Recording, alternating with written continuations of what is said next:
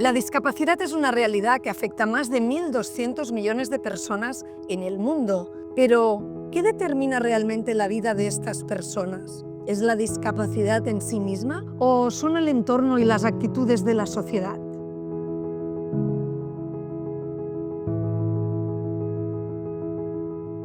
Para comprender mejor la realidad de la discapacidad y los cambios necesarios para construir una sociedad más inclusiva, nos acompaña Ramón Giró. Ramón es experto en responsabilidad social, empresarial y discapacidad. Ramón, bienvenido. Muchas gracias por invitarme. Gracias por estar aquí. Para empezar, Ramón, quiero compartir un dato sorprendente. Si sumáramos todas las personas del mundo con discapacidad, serían tantas como la población de todo el continente americano. ¿Qué nos revela esta realidad? Esta realidad nos revela la magnitud que representa el colectivo de personas con discapacidad en el mundo. La discapacidad está presente en una de cada tres cada cuatro familias. En uno de cada 5 hogares vive una persona con discapacidad. Por lo tanto, al final no estamos hablando de estos 1.200 millones. Estamos hablando que el 30% de la población mundial está directamente vinculada a esta realidad, en que su entorno inmediato, su entorno familiar, existe esta realidad, por lo tanto la viven. Y es este el colectivo al final al que nos dirigimos, a este 30% de la población. Un colectivo, me gustaría decirte que la discapacidad no se define solo por la condición física, la condición mental de la persona, sino por el entorno. Podríamos hablar del entorno, explicarme cómo el ambiente, cómo las actitudes sociales pueden o bien amplificar o reducir las barreras que enfrenta una persona con discapacidad. La discapacidad no se define por sí sola. La discapacidad se define en relación al entorno. Por ponerlo fácil, una persona tendrá una discapacidad, será más o menos discapacitado, depende de dónde viva. Si tú vives en un entorno, en una sociedad, donde la accesibilidad y la actitud y la mentalidad de la gente es positiva, tus limitaciones son menores. En cambio, si tú naces en un entorno donde es una lucha constante, cada cosa, y es lo que pasa al final.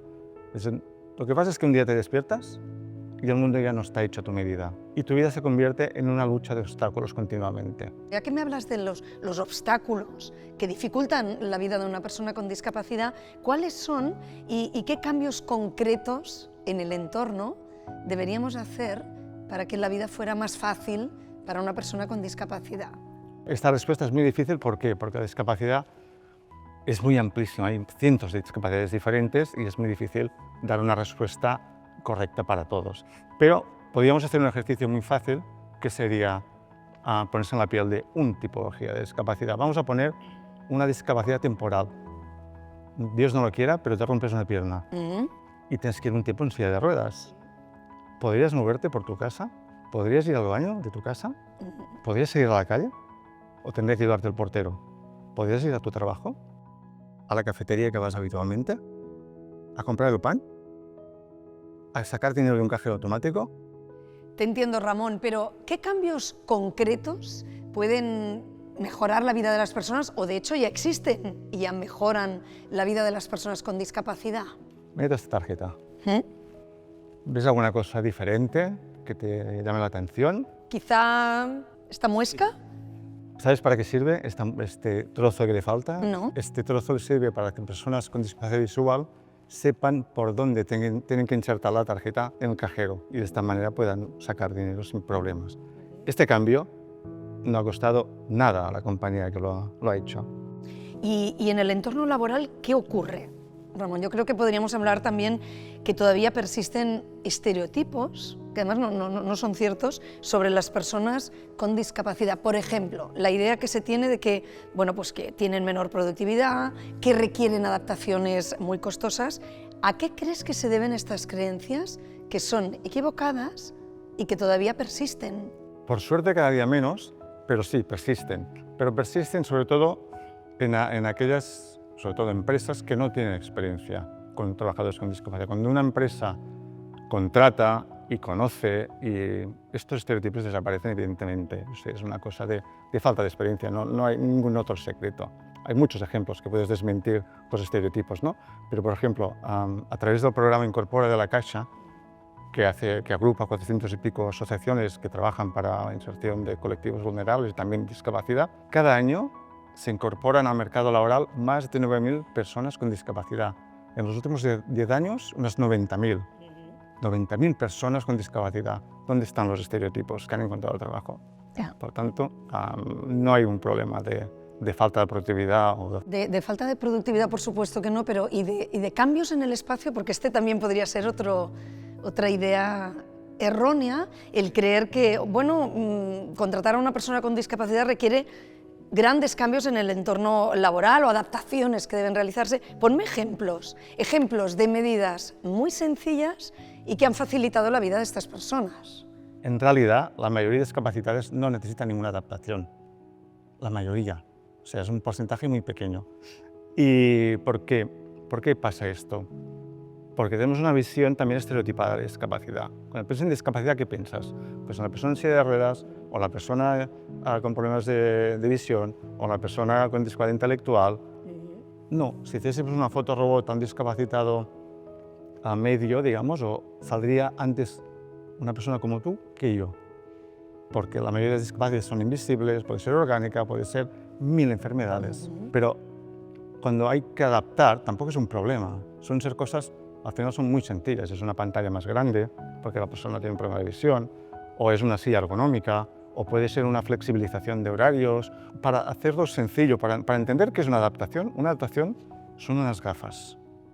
Yo hasta ahora no utilizaba gafas. Ahora, debido a la edad, necesito gafas. Y ahora sin esto, yo no puedo leer ni un mensaje. Por lo tanto, si no se hubiesen inventado las gafas, ¿cuántas personas serían discapacitadas? Sí, sí. Pues yo lo soy. Yo sin gafas no veo nada, Ramón. Pues suerte que se inventaron las gafas, si no, no Sí, podríamos. sí. Pues es eso, una adaptación al final son las gafas, no es un problema y en general no hay una necesidad de adaptar nada. Más allá de promover la diversidad, fomentar un entorno inclusivo, creo que también es interesante que hablemos de los beneficios que trae consigo la integración de personas con discapacidad en un ámbito laboral. Piensa que la mayoría de discapacidades son sobrevenidas, por lo tanto, que han desarrollado una discapacidad durante su vida laboral y han tenido que rehacer su vida.